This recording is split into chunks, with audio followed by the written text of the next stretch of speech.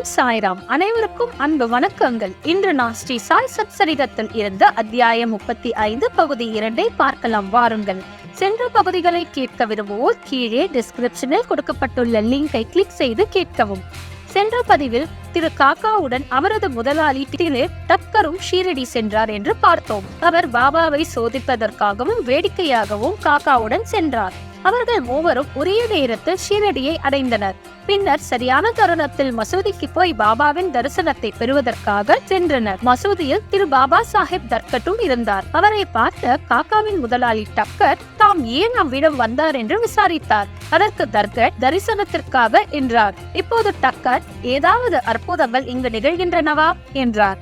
அதற்கு தர்கட், எனது நோக்கம் அதுவல்ல, ஆனால் பக்தர்களின் ஆர்வமிக்க பிரார்த்தனைகள் இவ்விடத்தில் திருப்திப்படுத்தப்படுகின்றன என்றார். பின்னர் காக்கா பாபாவின் முன் விழுந்து நமஸ்கரித்து தாம் வாங்கி வந்த திராட்சையை சமர்ப்பித்தார். பாபா அவைகளை விநியோகிக்கும்படி கட்டளையிட்டார். டக்கருக்கும் சில திராட்சைகள் கிடைத்தன. ஆனால் அவருக்கு அது பிடிக்கவில்லை. ஏனெனில் நன்றாக கழுவி சுத்தப்படுத்தாமல் எதையும் சாப்பிட வேண்டாம் என அவரது டாக்டர்கள் அவருக்கு கூறியிருந்தனர். எனவே அவர் அதை கையில் வைத்துக் கொண்டு திகைத்தார். அதை அவர் விரும்பவில்லை, ஆனால் ஒதுக்கி தள்ளவும் முடியவில்லை. சம்பிரதாயத்திற்காக அவைகளை அவர் வாயிலிட்டுக் கொண்டார்.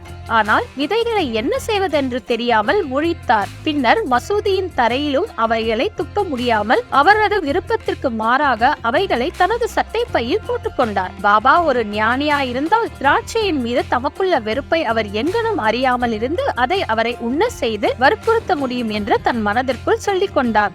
இவ்வெண்ணம் அவர் மனதில் எழும்பியதும் பாபா அவருக்கு மீண்டும் சில திராட்சைகளை கொடுத்தார். ஆனால் அதை அவர் உண்ண முடியாமல் கைகளில் வைத்துக் கொண்டார். அப்போது பாபா அதை உண்ணும்படி அவரை கேட்டுக்கொண்டார். அவரும் கீழ்ப்படிந்தார். அவரது ஆச்சரியத்திற்கேற்ப அவைகள் எல்லாம் விதையற்ற திராட்சைகளாயிருந்தன. அற்புதங்களை அவர் காண விரும்பினார். இதோ ஒன்று, இத்துடன் நிற்க முடியுமா?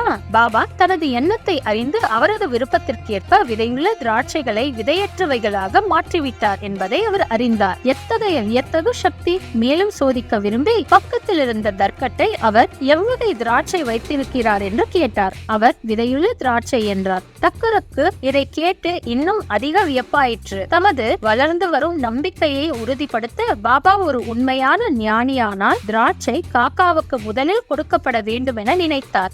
இவ்வெண்ணத்தை படித்தறிந்த பாபா காக்காவிலிருந்து தொடங்கி விநியோகம் செய்யப்பட வேண்டும் என ஆணையிட்டார். இந்த நிரூபணங்கள் எல்லாம் டக்கருக்கு போதுமானவைகளாய் இருந்தன. பின்னர் ஷியாமா டக்கரை பாபாவிடம் இவர் காக்காவின் எஜமானர் என்று அறிமுகப்படுத்தினார். அதற்கு பாபா, அவரது எஜமானராக இவர் எங்கனும் இருக்க முடியும், அவருக்கு முழுமையும் வேறொரு எஜமானர் இருக்கிறார் என்றார். காக்கா இப்பதிலை பாராட்டினார். தனது தீர்மானத்தை மறந்துவிட்டு டக்கர் பாபாவை வணங்கிய பின் வாதாவுக்கு திரும்பினார். மத்தியான ஆரத்தி முடிந்ததும் அவர்கள் எல்லாம் புறப்படுவதற்கு பாபாவின் அனுமதி பெறுவதற்காக மசூதிக்கு சென்றனர். ஷியாமா அவர்களுக்காக பேசினார். பின்னர் பாபா இவ்விதமாக உரைத்தார். நிலையற்ற புத்தியுள்ள ஒரு மனிதன் இருந்தான்.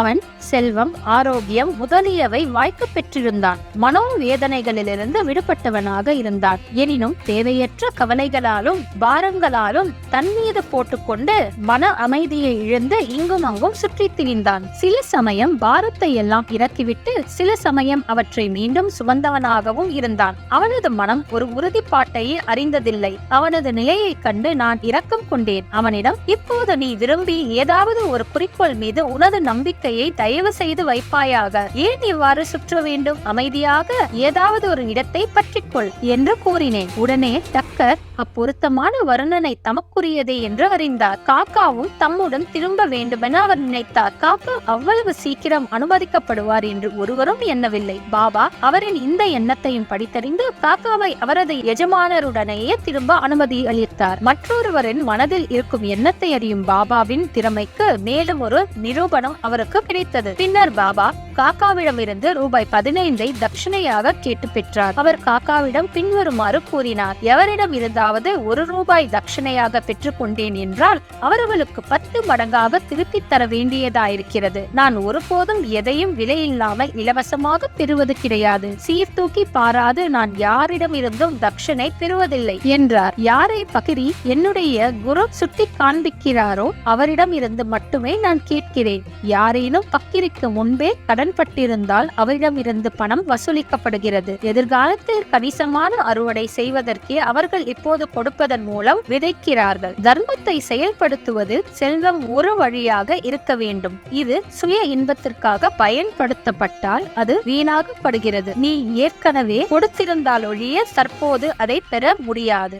எனவே பெறுவதற்கு மிகச்சிறந்த வழி கொடுத்தலேயாம். தட்சணை கொடுத்தால் வைராகியத்தை, அதாவது பற்றின்மையை வளர்க்கிறது. அதன் மூலம் பக்தி, ஞானம் இவற்றை விருத்தி செய்கிறது. ஒன்றை கொடுத்து 10 திரும்ப பெறுங்கள். இம்மொழிகளை கேட்டு தனது தீர்மானத்தை மறந்தவராய் டக்கர் தாமாகவே ₹15 பாபாவின் கைகளில் கொடுத்தார். அவரது எல்லா ஐயங்களும் தீர்க்கப்பட்டு பலவற்றை கற்றுக்கொண்டார். ஆதலால் ஷீரடிக்கு தாம் வந்தது நன்மையானது என்று அவர் எண்ணினார். இத்தகைய விஷயங்களை கையாளுவதில் பாபாவின் திறமை தனித்தன்மை வாய்ந்தது. இவைகள் யாவற்றையும் அவர் செய்த போதும் மொத்தத்தில் இவைகளின் மேல் சாராதவராகவே இருந்தார். யாராவது அவரை வணங்குவதோ அல்லது வணங்காமல் இருப்பதோ, அவருக்கு தட்சணை கொடுப்பதோ கொடுக்காமல் இருப்பதோ, இவைகள் எல்லாம் அவருக்கு ஒன்றே. அவர் ஒருவரையும் அவமதிக்கவில்லை. தாம் வணங்கப்படுவதால் அவர் மகிழ்ச்சி அடைந்ததில்லை. அன்றே தாம் மதிக்கப்படாததால் அவர் துன்பமுற்றதும் இல்லை.